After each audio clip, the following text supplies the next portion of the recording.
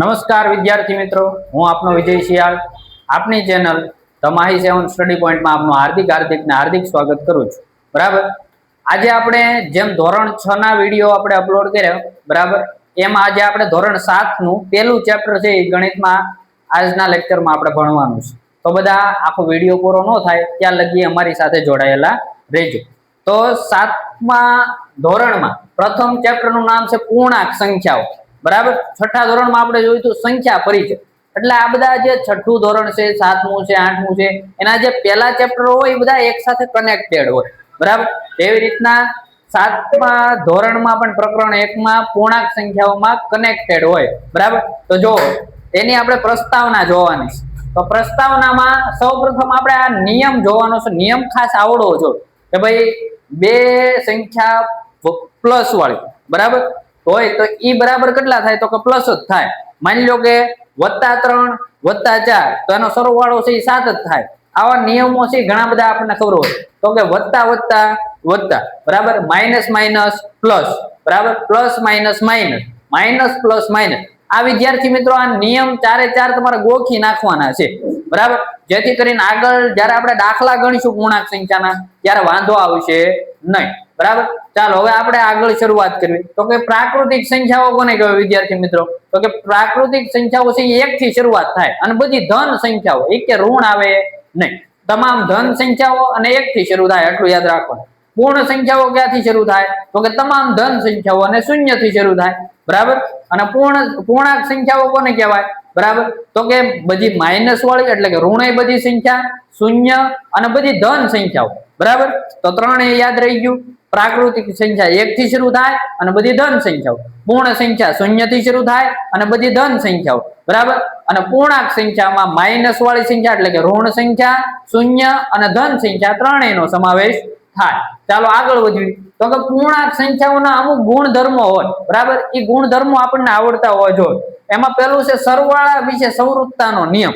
બરાબર, તો સરવાળા વિશે સંવૃત્તાનો નિયમ એટલે હું? તો કે 3 + 4. એક ઉદાહરણ દ્વારા આપણે સમજીએ. ઉદાહરણ તરીકે 3 + 4 = 7 થાય. બરાબર, એ આપણને ખબર છે. હવે જો આપણે ગમે એને બે સંખ્યાનો સરવાળો કરવી અને એ સંખ્યા કેવી આવે? પૂર્ણાંક સંખ્યા આવે. કેવી આવે? પૂર્ણાંક. એટલે કે ગમે ઋણ સંખ્યા આવે, 0 આવે અને ધન સંખ્યા આવે. તો જ્યારે પૂર્ણાંક સંખ્યા જવાબ આવે ને ત્યારે સમજી લેવાનું કે સરવાળામાં પૂર્ણાંક સંખ્યામાં સંવૃત્તાનો નિયમ, બરાબર, સંવૃત્તાનો નિયમ છે લાગુ પડે છે. ત્યારબાદ બાદબાકીમાં સેમ ટુ સેમ. બરાબર, કોઈ પણ બે સંખ્યાની બાદબાકી કરો તમે અને જવાબ છે એ પૂર્ણાંક સંખ્યા આવે. બરાબર, તો એ તમારે શું સમજી લેવાનું કે એમાં સંવૃત્તાનો નિયમ છે લાગુ પડે છે. બરાબર, સરવાળામાં હું? તો કે બે સંખ્યાનો સરવાળો કરો અને એનો છે જવાબ કેવો આવે? પૂર્ણાંક સંખ્યા. બાદબાકીમાં કેવું? બરાબર, બાદબાકી કરો કોઈ પણ બે સંખ્યાની અને એનો જવાબ શું આવવો જોઈએ? તો કે પૂર્ણાંક સંખ્યા. બરાબર, તો આનું ખાસ કરીને છે સંવૃત્તાનો નિયમ છે પૂર્ણાંક સંખ્યામાં લાગુ પડે? તો કે હા પડે. બરાબર, કોઈ પણ બે સંખ્યાનો સરવાળો કરો, બાદબાકી કરો, એનો જવાબ શું આવશે? પૂર્ણાંક સંખ્યા. હવે ધ્યાન આપો ક્રમનો ગુણધર્મ. તો અહીંયા મેં જો એક ABCD પ્રમાણે લખ્યું છે કે ભાઈ A + B = B + A. કોઈ પણ સંખ્યા છે, માની લો કે ઉદાહરણ તરીકે આપણે એક લેવી તો કે 3 + 4 કરો તોય જવાબ શું આવે? 7. બરાબર, અને 4 + 3 કરો તો પણ જવાબ શું આવે? 7. બરાબર, એટલે કે સંખ્યાના ક્રમ બદલી નાખો અને પછી સરવાળો કરો તો શું આવશે? તો કે ક્રમના ગુણધર્મ છે એ લાગુ પડતો હોય. કેમાં પડે? સરવાળામાં. પણ બાદબાકીમાં તમે ઉલટું કરો તો એમાં જવાબ સરખો ન આવે પાછો. બરાબર, તો બાદબાકીમાં પાછો ક્રમનો ગુણધર્મ લાગુ પડે નહીં. પણ ગુણાકારમાં પાછો એવી રીતના કરો તો પાછો છે ક્રમનો ગુણધર્મ છે બરાબર એ લાગુ પડે, ભાગાકારમાં પડે નહીં. એવી રીતના ક્રમનો ગુણધર્મ એટલે બે સંખ્યાનો સરવાળો કરો, બાદબાકી કરો કે પછી ગુણાકાર કરો કે પછી ભાગાકાર કરો, જવાબ કેવો આવવો જોઈએ? એના પાછા ઉલટા કરો તો એનો ઈ જ આવવો જોઈએ. બરાબર, આ ઉદાહરણ તરીકે સરવાળો કર્યો 3 + 4 તો જવાબ શું આવ્યો? 7. તો પાછા ક્રમ ઉલટા કરી નાખ્યા, 4 ને આગળ લઈ લીધા, 3 ને પાછળ. બરાબર, તો 4 + 3 કર્યા તો જવાબ શું આવ્યો? 7. બરાબર, તો એવી જ રીતના હવે અહીંયા જૂથનો ગુણધર્મ. જૂથનો ગુણધર્મ એટલે હું? તો કે આવી રીતના તમારે જૂથ પાડી દેવાનું છે. A + પછી જૂથમાં એટલે કે કૌંસમાં છે એ તમારે 2 અંક લખવાના, B + C. એવી રીતના જો પેલી બાજુ બરાબર A + B કર્યું તો વત્તા પાછું C ને આપણે છે બરાબર એ કૌંસની બહાર લીધી. તો આપણે એક સંખ્યા લઈ, ઉદાહરણ તરીકે સરવાળાની એક સંખ્યા લઈ તો કે 3 એટલે કે a બરાબર 3 લેવી વત્તા b બરાબર 2 લેવી અને c બરાબર 1 લેવી બરાબર a બરાબર કેટલા લીધા તો કે 3 વત્તા b બરાબર કેટલા 2 વત્તા c બરાબર કેટલા લીધા 1 જો આ બે બાજુનો જવાબ જોવો તો 3 આ વત્તા કૌંસનો સરવાળો કરો 2 વત્તા 1 એટલે શું આવશે તો કે 3 બરાબર ઓલી બાજુ 3 વત્તા 2 એટલે 5 વત્તા 1 3 ને 3 6 બરાબર 6 બે બાજુ જવાબ જો એક સરખો આવે બે બાજુ કેવો જવાબ આવે વિદ્યાર્થી મિત્રો એક સરખો તો સરવાળા માટે જૂથનો ગુણધર્મ લાગુ પડે આવી રીતના કોઈ પણ સંખ્યા મૂકવાના એ સરવાળાની જગ્યાએ બધી બાદબાકી કરી નાખ બરાબર માઈનસ મૂકી દો તો જવાબ સરખો આવે કે નહીં જો જવાબ સરખો આવ્યો તો જૂથનો ગુણધર્મ લાગુ પડે જો જવાબ બે બાજુ સરખો ન આવ્યો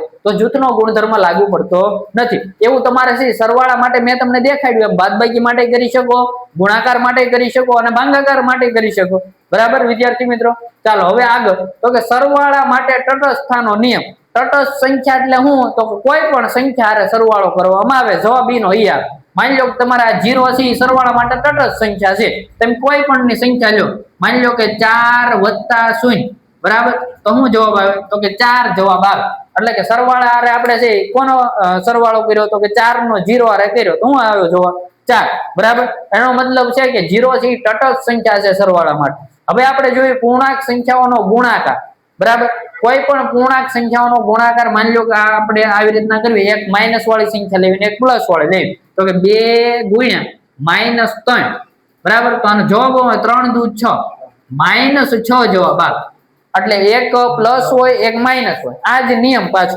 બરાબર પ્લસ પ્લસ બરાબર plus minus minus plus plus minus minus અને માઈનસ પ્લસ માઈનસ આ જ નિયમ છે પાછો ગુણાકારમાં લાગુ પડ્યો અહીંયા કેવા છે પ્લસ અહીંયા કેવા માઈનસ જો પ્લસ માઈનસ હું બરાબર જવાબ આવે માઈનસ તો માઈનસ માં આવી ગયો બરાબર વિદ્યાર્થી મિત્રો તો ખાસ કરીને આ પ્લસ ને માઈનસ વાળી નિશાનીમાં આ તમારે જે નિયમ છે ને લાગુ ગમે એમ કરીને પાકો કરી નાખવાનો છે બરાબર એ અહીંયા લાગુ પડશે એટલા માટે ચાલો આગળ ગુણાકાર માટે આપણે જેમ જેમ સરવાળા માટે બાદબાકી માટે છે એ આપણે અહીંયા જોયા નિયમો એવી રીતના ગુણાકાર માટે આપણે નિયમો જોવી તો સૌરૂપતાનો નિયમ આપણને શું કહે છે તો કે કોઈ પણ બે સંખ્યાનો ગુણાકાર કરો અને ગુણાકાર કરીને આપણને જે જવાબ મળે તો એ કેવું હોય તો પૂર્ણાંક સંખ્યા અહીંયા જો ઉદાહરણ તરીકે એક સમજાવું તો કે 2 × 3 કરો તો આ 6 જવાબ આવે તો આ 6 છે કેવી છે પૂર્ણાંક સંખ્યા બરાબર તો બે સંખ્યાનો ગુણાકાર કરો અને પૂર્ણાંક સંખ્યા આવે તો સૌરૂપતાનો નિયમ લાગુ પડે બરાબર ક્રમનો નિયમ કોઈ પણ બે સંખ્યાનો ગુણાકાર કરો એને પછી ઉલટા ક્રમમાં લખો ઉદાહરણ તરીકે અહીં 2 × 3 કરો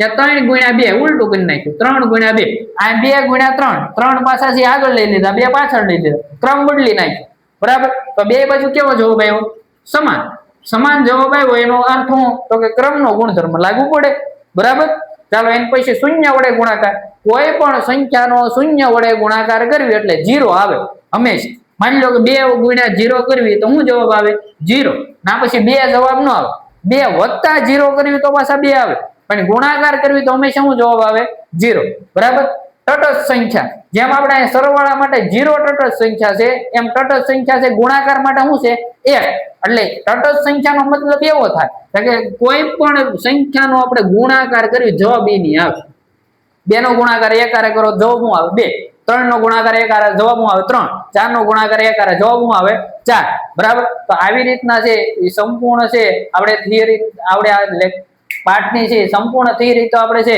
બરાબર સંપૂર્ણ પ્રસ્તાવના છે એ એટલામાં આવ્યું નથી એટલે આપણે પ્રસ્તાવનાનો બીજો ભાગ પણ આપણે છે એ ટૂંક સમયમાં લાવવાના છે બરાબર તો અમારી સાથે જોડાયેલા રહેજો થેન્ક યુ તમારો જે ખૂબ ખૂબ આભાર જો આ વિડીયો ગમ્યો હોય તો લાઈક કરજો શેર કરજો સબસ્ક્રાઇબ કરવાનું ભૂલતા નહીં.